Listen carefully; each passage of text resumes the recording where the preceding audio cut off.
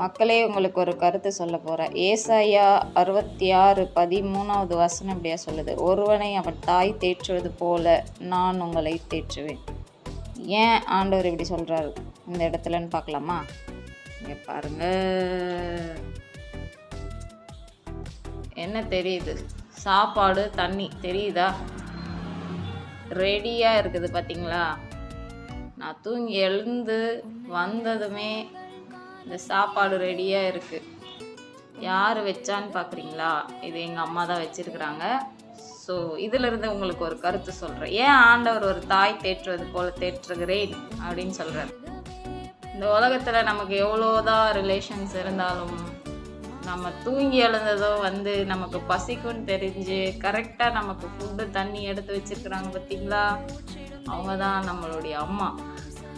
அதனால தான் ஆண்டவர் சொல்கிறாரு, ஒரு தாய் உன்னை தேற்றுவது போல தேற்றுவேன்னு. 1 ராஜாக்கள் 19:4-5 வசனம் இப்படி சொல்லுது, ஒரு நாள் பிரயாணமாய் போய் ஒரு சூறை செடியில் உட்கார்ந்து தான் சாக வேண்டும் என்று கோரி, போதும் கர்த்தாவே, என் ஆத்மாவை எடுத்துக்கொள்ளும், நான் என் பிதாக்களை பார்க்கிலும் நல்லவன் அல்ல என்று சொல்லி ஒரு சூறை செடியின் கீழ் படுத்துக்கொண்டு நித்திரை பண்ணினான். அப்பொழுது ஒரு தூதன் அவனை தட்டி எழுப்பி, எழுந்திருந்து போஜனம் பண்ணு என்றான்.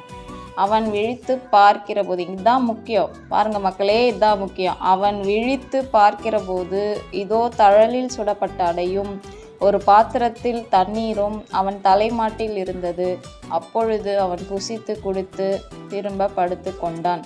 கர்த்தருடைய தூதன் திரும்ப 2ஆம் தரம் வந்து அவனை தட்டி எழுப்பி, எழுந்திருந்து போஜனம் பண்ணு, நீ பண்ண வேண்டிய பிரயாணம் வெகு தூரம் என்றான்.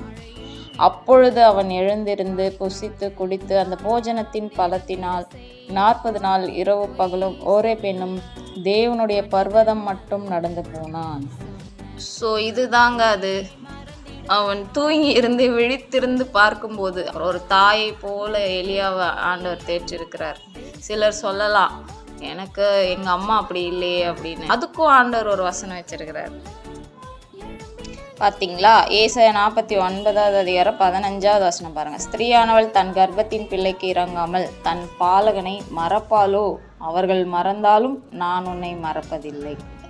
நம்ம ஆண்டவர் நம்ம கூட இருக்கும்போது ஒரு தாயை போல எல்லாமே நமக்கு ப்ரிப்பேர்டாக இருக்கும். அதனால தான் அவர் அப்படி சொல்கிறார், ஒரு தாய் தேற்றுவது போல நான் உங்களை தேற்றுவேன்.